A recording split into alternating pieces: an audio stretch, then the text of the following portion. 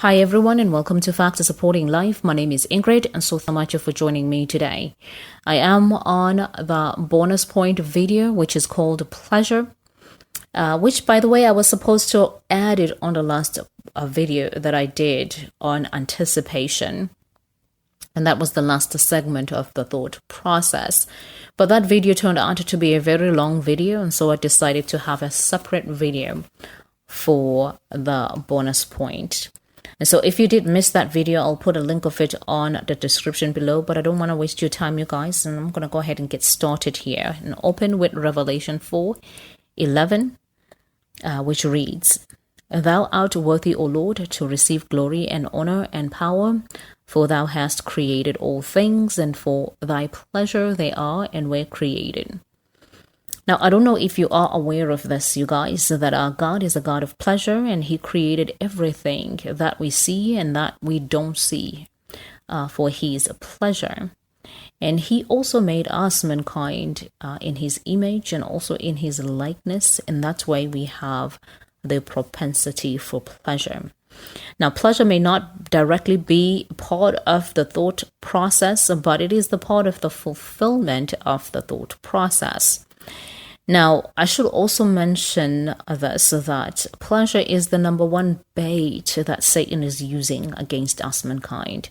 And we seem to fall for it all the time. Mainly because, pleasure comes in a spirit of happiness. The very reason we are fulfilled, or the very reason we are satisfied. We have to be happy about the outcome of that intention. Now, as mankind, we are deprived of the spirit of happiness, meaning that we are deprived of the true pleasure. The very reason we are deprived of this is due to the power that is operating in our minds. Now, if you recall on the previous video, I did mention these two powers so that our minds will go ahead and operate under. It's either the power of God, which is love, or the power of the prince of the air, which is pride. Now, please note that these powers have spirits that accompanies them or accompany these spirits. And so these spirits, they produces fruit. We know the Holy Spirit here produces the fruit that are listed in Galatians as 5:22-23. And so if your mind is operating under the power of love is accompanied by the Holy Spirit at all times. And so therefore, you will have these fruits. But if pride is the spirit that is operating in your mind, and then you will have the fruit of the spirit of pride in your mind. Now, please keep in mind that, the spirit of pride only operates in the sons of disobedience, as it mentions here in Ephesians 2:2, which means that the spirit of pride only operates on sinners, not on non-sinners. You have to be aware of this. So we need to know that that spirit of pride corrupts our minds with its fruit.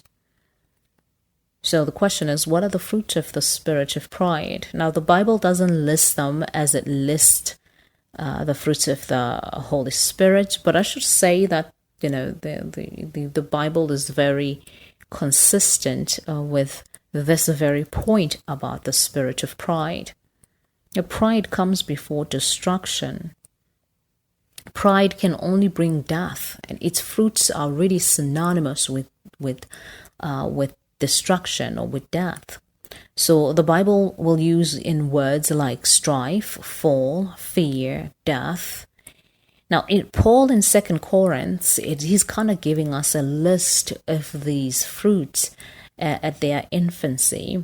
And these are fruits that are literally in our society today, and we indulging ourselves in these fruits.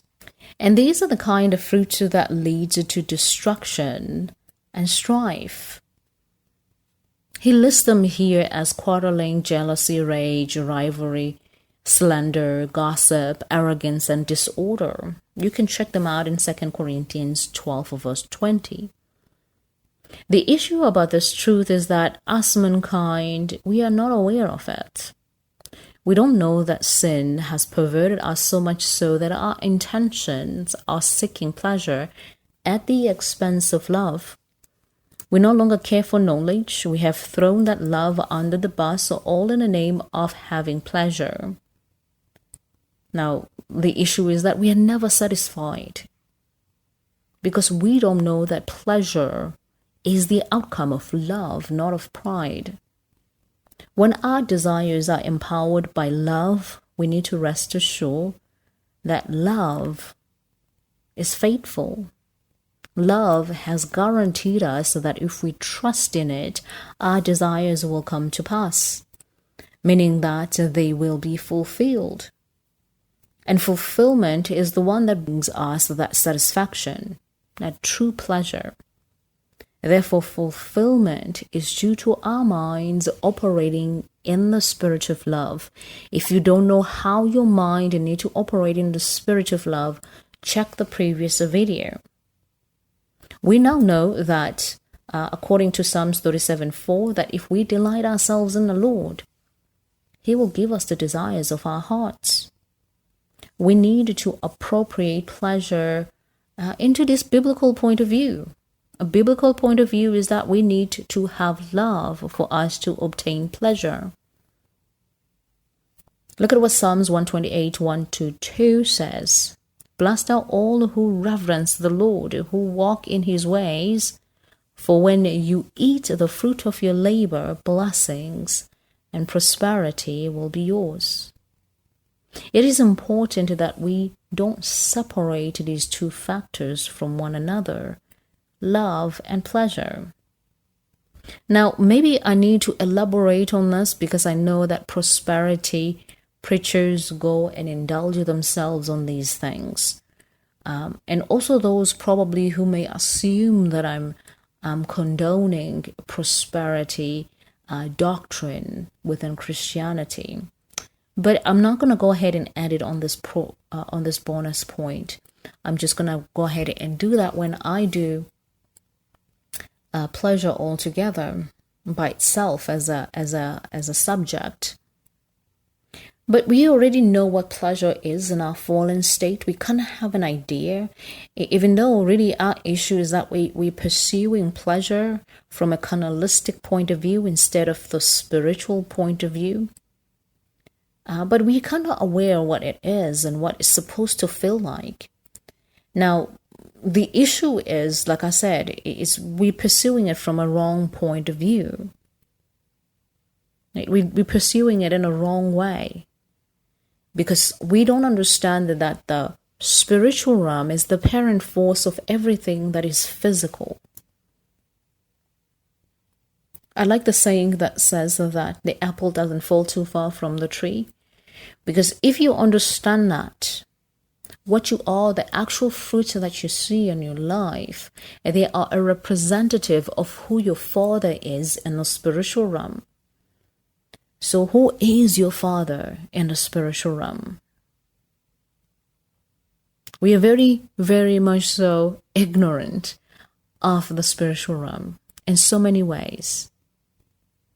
We have no spiritual discernment, and as a matter of fact, there are a lot of scholars and there's a lot of people within Christianity who want to suppress anyone who wanted to pursue spiritual discernment, because it is not much so considered to be a part of theology and us understanding theology altogether. So for that reason, we really don't know what love is. If we go to 1 John 4 verse 16, it reads, God is love, and he that dwelleth in love dwelleth in God, and God in him. So those who dwelleth in God are dwelling in love.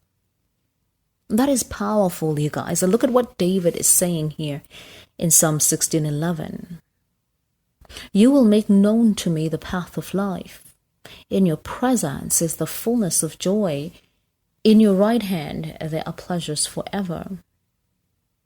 So, in other words, in love, the path of life is known. In the presence of love, there is fullness of joy. And in the right hand of love, there are pleasures forever. You know, David, you guys, had the amazing revelation of God. You see, when I think of Paul, Paul had a revelation of the cross. David had a revelation of who God is and how God operates, which is an amazing thing, because so many of us are lacking the true revelation of who God is. And we think that just by reading and not allowing the Holy Spirit to reveal this truth to us.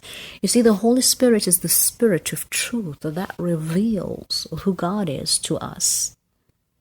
You know, I once was talking to one of the prominent members of the church, and you know what he told me? That love is a fuzzy feeling. I'm not going to go into detail what we were talking about, but I was so shocked because this was coming from someone who has been to church for decades, and he was holding his Bible as he was telling me this, that love is a fuzzy feeling. So it's not just unbelievers who don't know what love is. You go to church, you will find a lot more people who are ignorant of what love is. And so the very first thing that I thought of when this prominent member was telling me this is that God, is that the reason why he's going through a divorce? Because this gentleman here was going through a divorce. So I'm thinking, how on earth will he have loved his wife as Christ loved the church if he doesn't know what love is? You guys, we need to understand what God is saying through his word. We need to hear from love as into what love is.